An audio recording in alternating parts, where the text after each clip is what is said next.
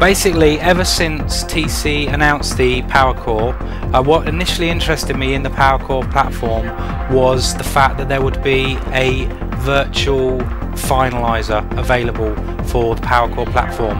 I'd been a long-term hardware finalizer user, and it had become an absolute integral part of the kind of work that I do.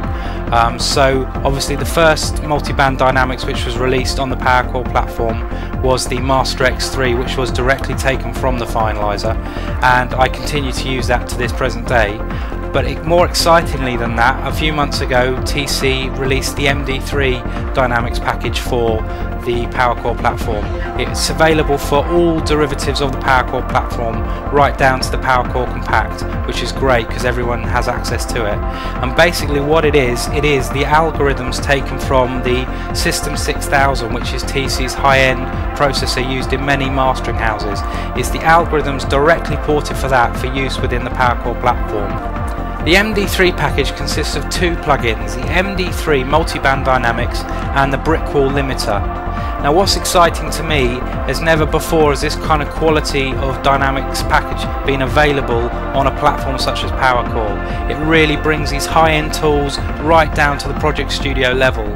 Now for me what's really exciting is, as a long-term Master X3 user, it now allows me to use something that's a little bit more detailed in the way that I can use it. So the MD3 really allows me to get under the bonnet. But the great thing about it isn't too complicated that people would be scared of it. And what we're going to do today is we're going to just show you some of the functions of the MD3. Okay, as I said earlier, the MD3 is a multiband dynamics package, but it has a number of other features as well. This is the main screen that loads up when you launch the plugin. You have a 4-band EQ with all the bands that are totally sweepable. You have a normalizer section. You have an expansion section. You have a compression section, which is a 3-band multiband dynamics compression.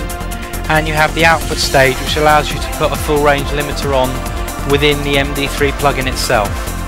Now what sets the MD3 Multiband Dynamics apart from most other dynamics packages is the ability to put it in a mode called MS mode. Now basically what MS mode does is it allows you to process independently the mono and stereo parts of the signal. So you can compress the mono more than the stereo, EQ the mono more than the stereo, etc.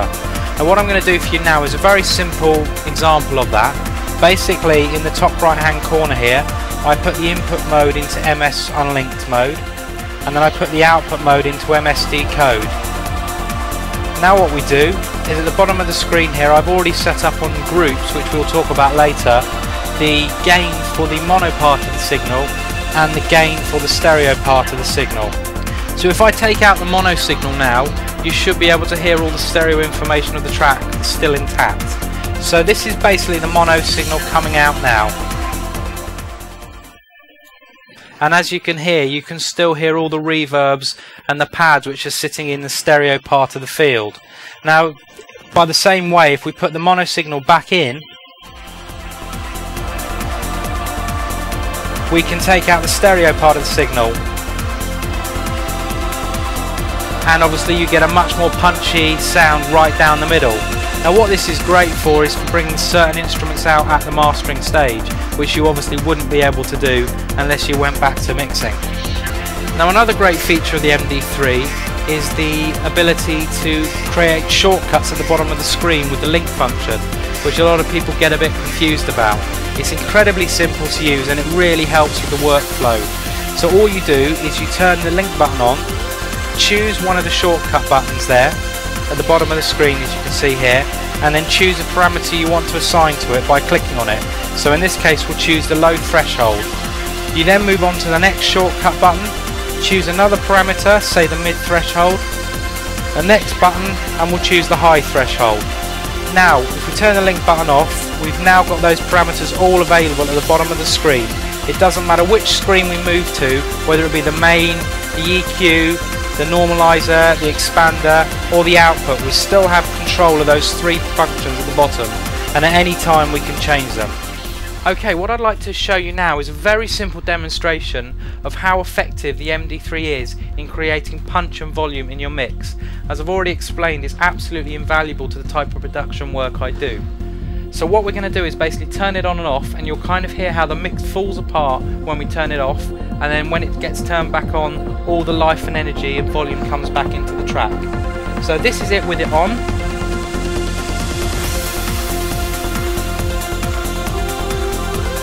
As you can hear, all the bass, drums and everything has a real drive and energy, and this is it without it. Obviously there's a massive drop in volume, and all the instruments kind of become a little bit lifeless, and this is it with it back on again.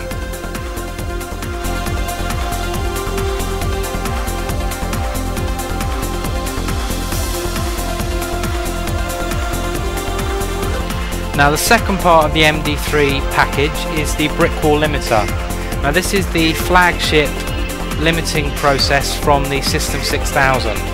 Now what sets TC's Brickwall limiter apart from most other software limiters is that it uses a process called upsampling. Now upsampling allows for a much greater degree of precision in the limiting process. With most software limiters, even when they register that the signal is being limited at 0, quite often there are peaks going through. Now this can be problematic when you play back the tracks on some types of domestic CD players and also in radio broadcasts sometimes.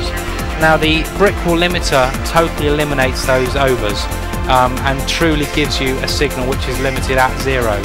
The way we're demonstrating this today is that we've got another software limiter on before the Brickwall limiter, which was registering that there were no overs at 0, and as you can see in the Brickwall limiter itself at the bottom of the screen here, we're still taking stuff off.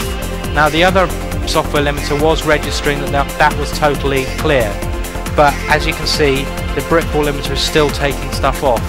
Again, it's an incredibly easy plugin to use. It's very little to set up really. You basically choose your threshold, level, whether you want soft clipping, and in this case I use the auto release parameter, which adapts to the source material that you're putting into it. So as we can see, the MD3 and Brickwall package are a fantastic package and a great addition to the PowerCore platform now.